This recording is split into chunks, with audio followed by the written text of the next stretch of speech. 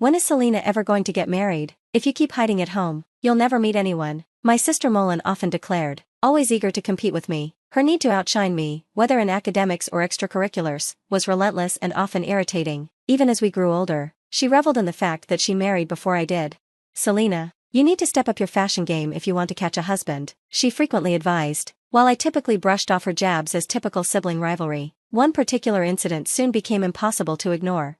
My name is Selena, and I'm a 31-year-old freelance web designer. After high school, I drifted through years of factory work, lacking direction. The demanding night shifts and scarce days off quickly revealed that it wasn't for me. It was during this time that I stumbled into the world of web design. Eager to seize new opportunities, I quit my factory job and enrolled in a design school. After several years with a web design firm, I made the leap to freelancing, which allowed me the freedom to work wherever and whenever I wanted. Recently, my income has nearly doubled compared to my previous job. A huge part of my success can be attributed to my supportive parents. In gratitude, I decided to buy them a new home. Our family house was aging, so I chose a high-rise condominium. My parents were overwhelmed with joy, moved to tears by the surprise. Now, we live together in the condo, sharing a peaceful and happy life.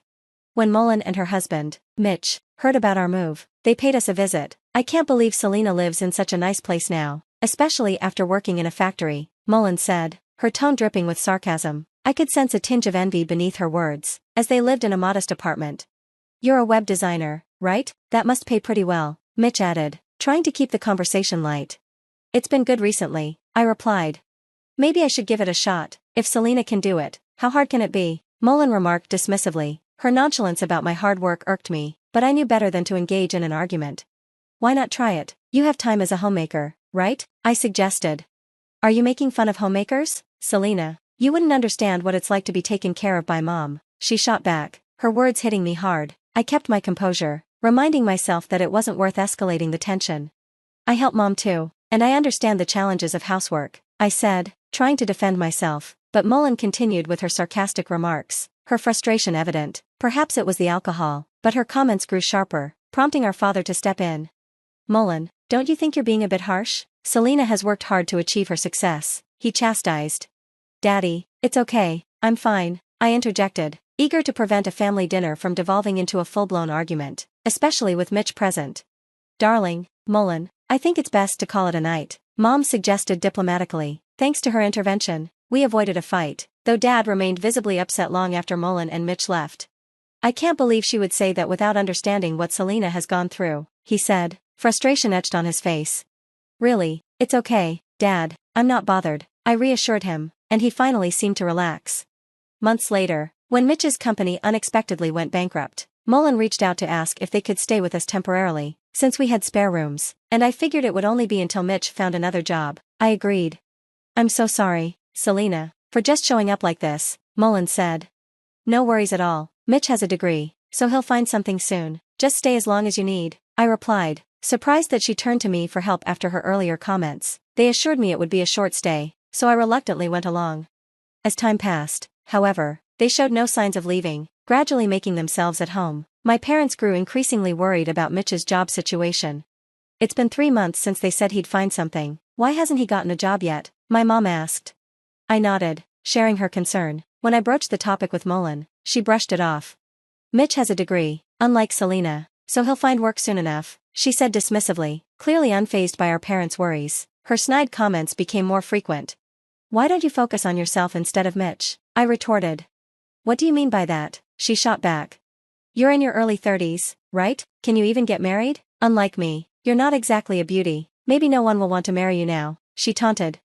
Her words stung, but I knew that reacting would only give her the satisfaction she craved. I don't need you to worry about me, Mullen. Maybe it's you who should be worried. Mitch will be fine, so just relax, I replied. Yeah, whatever. I held back my anger, knowing that arguing would only give her a sense of victory. Recently, even Mitch began to join in on the snide remarks, perhaps out of frustration from his prolonged job search. You only graduated from high school, right, Selena? He quipped, his words cutting deeper than he probably intended. Their insults hurt, but I remained composed, understanding that their frustration stemmed more from their own circumstances than from any real animosity toward me. Yeah, so what? I shot back, striving to keep my composure. It takes courage to be independent with just a high school diploma. Mullen's condescending tone pierced through the air, Why? What will you do if you can't earn a living? It seems tough to find a job with just a high school education. Really? Mitch chimed in mockingly. I can see it's just a temporary situation for you, Selena. Well, I have a college degree, so landing a new job should be a breeze for me, Mullen added smugly. Despite Mitch's ongoing job search, a surge of anger bubbled up within me at their attempts to belittle my accomplishments based solely on education. While I recognize the value of education, I've come to believe that it isn't the only measure of success. I once worried that being independent without a degree would be a daunting task, but I've learned that determination and hard work often matter more than formal credentials. Still, Mitch's relentless mockery of my high school diploma stung deeply, and their snide remarks seemed unending. To make matters worse, Mullen had completely stopped contributing to housework, leaving all responsibilities to Mom and me. Instead, she would either retreat to her room or spend her days shopping. Meanwhile, Mitch appeared to have lost all motivation for his job search, opting instead to lounge around the house, living a carefree life, in front of our parents. He even had the audacity to complain about the food, saying, "Wasn't today's meal a bit bland?" I was determined not to let them continue leeching off us and potentially become a burden in the future. Mom, how long do you plan to stay? If Mitch is struggling to find work, why don't you consider getting a job as well? I confronted them, frustration bubbling to the surface. Mullen shrugged, avoiding my gaze. It's fine, he'll find something soon. Her casual dismissal only fueled my anger. It's been almost half a year since you said soon. Mitch, are you making any progress in your job search? I might have an offer from a big company soon. I expect my salary to be higher than Selena's, Mitch asserted confidently. Is that so? I replied, irritation rising at his lackadaisical attitude. More importantly, Selena might struggle to earn a living in the future, right? Mullen abruptly shifted the conversation. Hey, don't dodge the question, I pressed. If that happens, we might have to sell this house, right? You shouldn't have bought a place like this. Mullen's tone turned accusatory. What are you implying? She challenged, defensiveness creeping into her voice. Why not let us take over the house? Mitch has a college degree, so his income should be stable. If you leave it to us, you won't have to sell it, Mullen suggested, a smug smile playing on her lips. I could barely grasp whether they were serious or just being absurd. Wait, do you realize what you're suggesting? Mitch hasn't even landed a job yet, I pointed out. He's bound to find a better one soon. It'll all work out. Plus, this could be a great opportunity for you, Selena. You should embrace living independently, Mullen insisted. What? I exclaimed, taken aback by her audacity. You don't need to rely on anyone while living under Mom and Dad's roof. Let them go and stay with us, she continued, brushing aside my protests. Enough, this is my home, and you both know that, I asserted firmly. It was clear they were scheming to push me out and seize control of the condominium. Their constant jabs and refusal to help around the house only confirmed my suspicions. Despite their claims of only staying until they found work, their intentions to take over my home were unforgivable. I had shown leniency due to their circumstances, but I couldn't tolerate their behavior any longer. It was time to evict my sister and her husband. When I confided in my parents, they revealed that they had been discussing the same issue for a while but had refrained from intervening, respecting my right to make the decision. That evening, we gathered Mullen and Mitch for a family meeting. What's going on? Why the sudden seriousness? Mullen asked, confusion etched on her face. We've decided it's time for both of you to vacate this house, I declared. What, Selena? Why are you throwing this at us out of nowhere? Mitch interjected, incredulous. I've reached my breaking point, and so have Mom and Dad, I replied firmly. What do you mean? This is all so unexpected, Mullen exclaimed, clearly taken aback. We understand it's not easy to pack up and leave immediately, so we're giving you 1 month. You have until today to find a new place, I explained. That's still pretty sudden, Mullen protested, her voice tinged with panic. Turning to Mitch, I asked, have you managed to secure a job yet? His demeanor shifted, avoiding my gaze as he mumbled, not yet, but it'll come soon, lacking conviction. It's been 6 months already, hasn't it? Despite allowing you both to stay, Mullen hasn't lifted a finger to help with the housework, and both of you have been making snide remarks toward me, isn't that right? I pressed. Dad reacted immediately. I hadn't mentioned their snide remarks before, so I could tell my parents were shocked. Have you two been making snide remarks to Selena? Dad's voice was firm, and Mitch appeared visibly uncomfortable, beads of sweat forming on his brow. Daddy, it's not like that. It's not snide remarks. It's just friendly advice, Mullen interjected hastily. What kind of advice have you been giving Selena? Dad's tone grew more serious, anger flickered in his eyes, usually gentle but now intimidating. It's more like, Mullen faltered, clearly intimidated by Dad's pressure. Sensing her hesitation, I stepped in to clarify. They suggested that because I only have a high school diploma, my future prospects are uncertain, and that living alone might increase my chances of getting married. Isn't that right? I relayed to Dad what they had said. Dad's anger flared instantly. Enough of this nonsense. Uncertain because of a high school diploma? Better to live alone? Do they even have the right to make such statements? His tone was stern, and Mullen fell silent, avoiding eye contact. Let me make this clear, you have a college degree, so why are you struggling to find work? If Mitch is having trouble, why isn't Mullen contributing to the household income? After all, she also has a college degree, Dad continued, his words leaving Mullen and Mitch speechless. Selena, 1 month is far too lenient. They need to leave immediately. Both of you start packing your things, Dad ordered firmly. What? That's impossible. We have nowhere to go, Mullen pleaded, her voice almost breaking.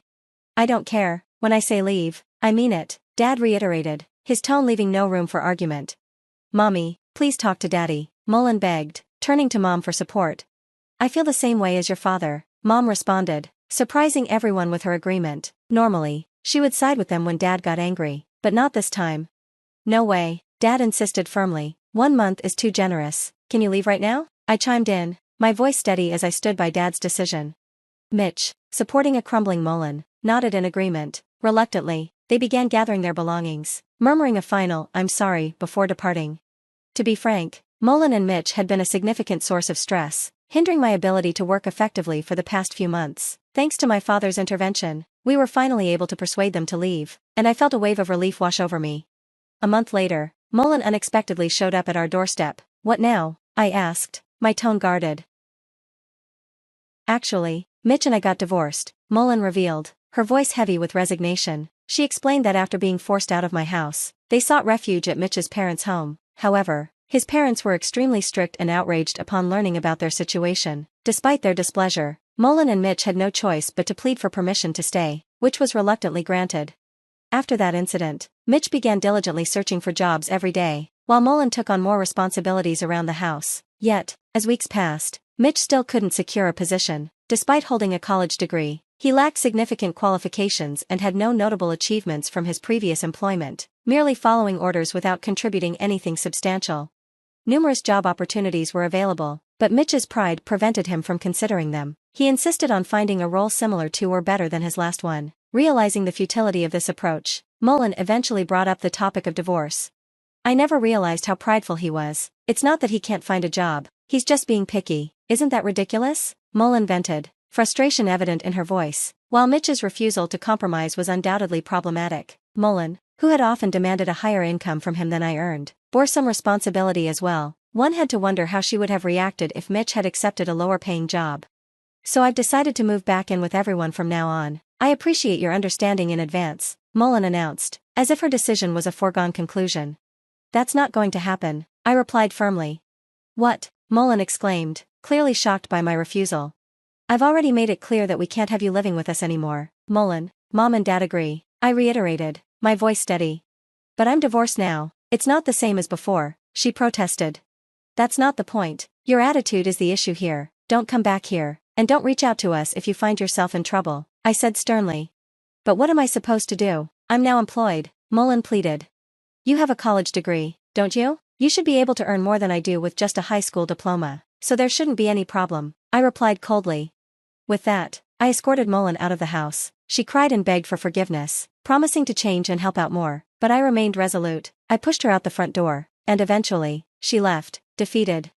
Later, I learned that Mullen had found a job at a supermarket and was living independently. It seemed she had come to terms with the fact that she couldn't surpass me and had opted for a simpler life. Meanwhile, Mitch, still clinging to his pride and unable to find work, was eventually ousted from his parents' home. His whereabouts and current situation remained a mystery.